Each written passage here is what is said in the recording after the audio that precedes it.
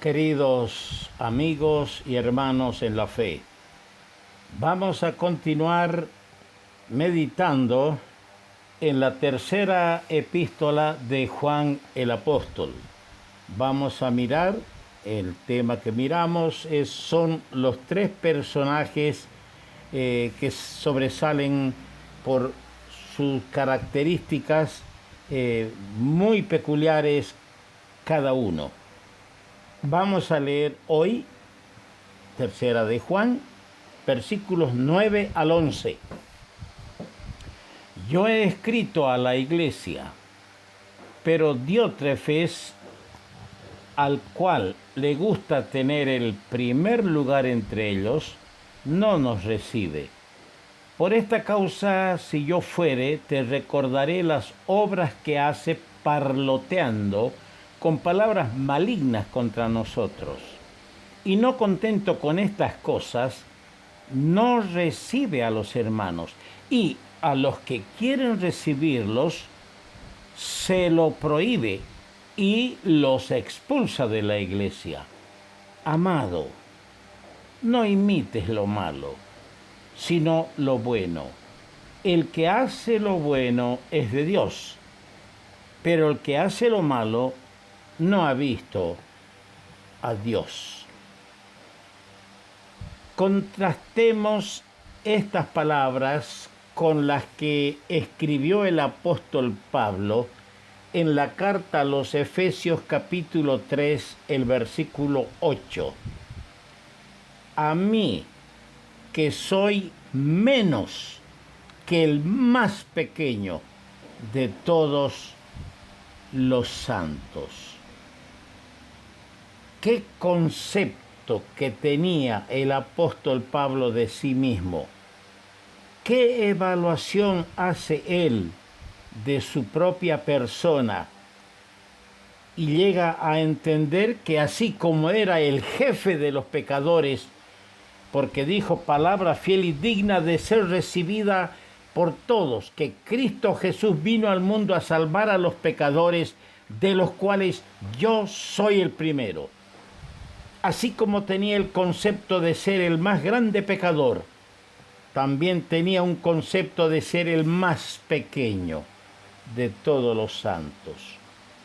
Quiera el Espíritu Santo, al analizar a estos tres personajes de la tercera carta de Juan, a Gayo, a Diótrefes y luego a Demetrio, podamos nosotros hacer una justa, honesta, sincera evaluación de nosotros mismos.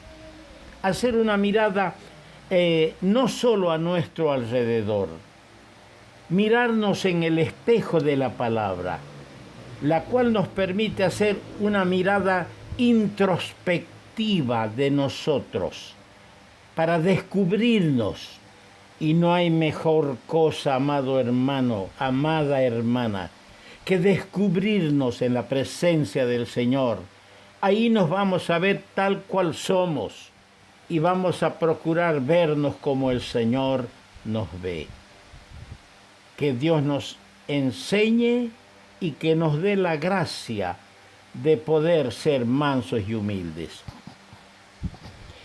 Cuán detestable debió ser este personaje, Diótrefes, que ostenta características tan malas.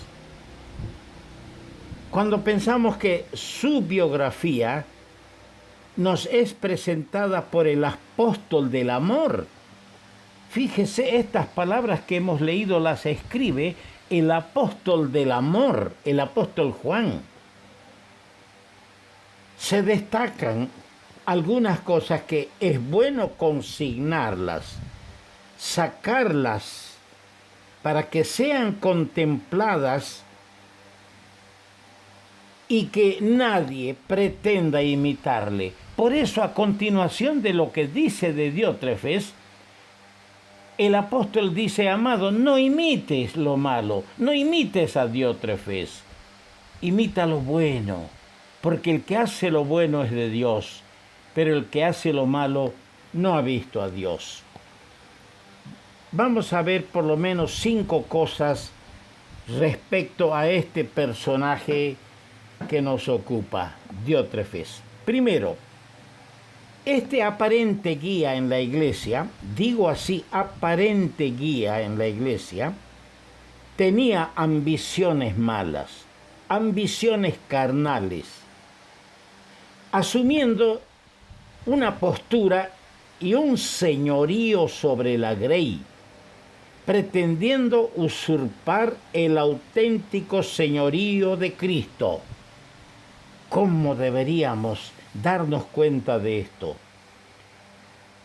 Los guías espirituales, los hombres que han sido dotados por la misericordia de Dios con generosos dones espirituales, los hombres que han sido levantados a una esfera notable y pública de servicio, jamás se les debería cruzar por la cabeza el querer usurpar el señorío que le corresponde y le pertenece al dueño de la iglesia.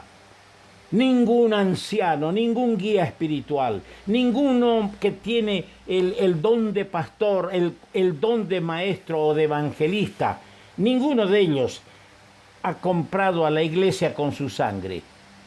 Pero el Señor Jesucristo es el que pagó el precio. Él es dueño, Él es amo y Él tiene el señorío sobre la iglesia. En segundo lugar, era un hombre brusco en sus actitudes. Al no recibir a los santos, a los creyentes, a veces olvidamos lo que dijo el Señor en Mateo 10:40. El que a vosotros recibe, a mí me recibe. Y el que me recibe a mí, recibe al que me envió, es decir, al Padre. Cuánta falta de amor fraternal nos hace.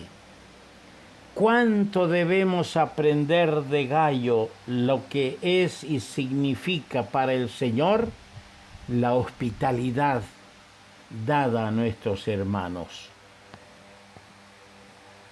No tengamos esa actitud torpe y brusca. Hemos sido testigos en los años que hemos vivido de hermanos que han cerrado las puertas de su hogar, han cerrado las puertas de la iglesia a los hermanos que sí deberían tener entrada. ¿Por qué? Porque tienen un corazón cerrado para el amor de Dios que ha sido derramado en nuestro corazón. En tercer lugar, Diótrefes usaba un lenguaje cruel y cínico. Versículo 10 dice: recordaré las obras que hace parloteando con palabras malignas contra nosotros. Usaba un lenguaje cruel, ofensivo, cínico. Sus palabras eran hirientes. ¿Cuántas veces fallamos en esto, querido hermano? Decimos palabras que lastiman, que hieren, que dejan heridas, que cuesta cicatrizar en nuestros hermanos menores, en nuestros hermanos más nuevos, en hermanos que son débiles. No nos damos cuenta que las palabras son más peligrosas que una espada. Pueden lastimar, dejar heridas y dejar cicatrices hasta el día de la muerte. Y este hombre tenía ese tipo de lenguaje. Palabras que tendían a minar, a socavar el prestigio de quienes lo superaban a él espiritualmente en todo sentido. Y aquí entra la envidia en funcionamiento. Cuando decimos palabras para lastimar, para difamar, para calumniar a hermanos que nos superan espiritualmente y en todo sentido. Eso hacía Diótrefes. Rebajaba a los demás. Y sabe, hermano, no solo hay un Diótrefe en la iglesia. En muchas iglesias hay varios Diótrefes que tienden a ensalzarse a sí mismos. En cuarto lugar, era un perseguidor de los fieles. No solo no se preocupaba de manifestar el amor fraternal a los hermanos, amor fraternal que él debía a sus hermanos. Y el alimento del ministerio edificante no les daba. No solo vivía obsesionado por su prepotencia, sino que no contento con mandonear en la iglesia, intervenía en los hogares.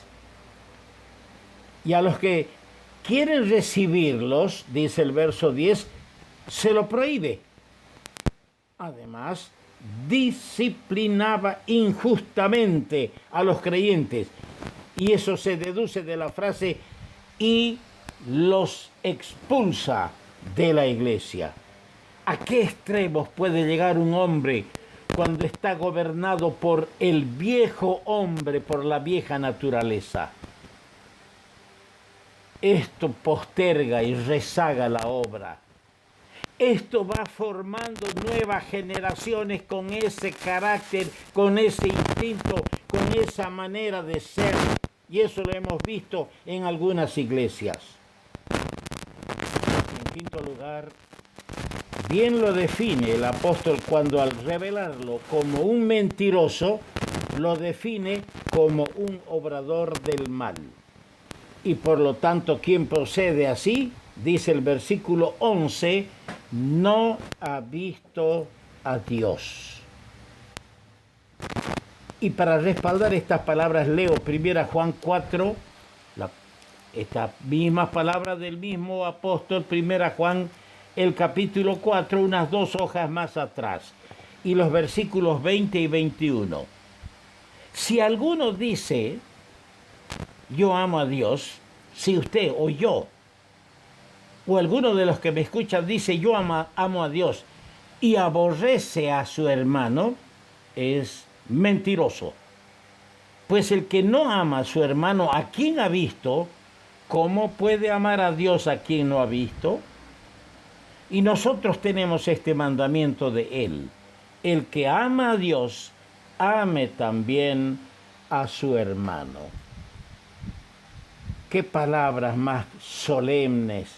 ¿Cómo deberían estas palabras del Señor despertar nuestras conciencias y llevarnos a un examen honesto, sincero delante de Él y a una confesión de nuestro fracaso, de nuestros equívocos, de nuestros errores, que luego se han convertido en pecado, porque el no amar a los hermanos, el odiar a los hermanos es un pecado.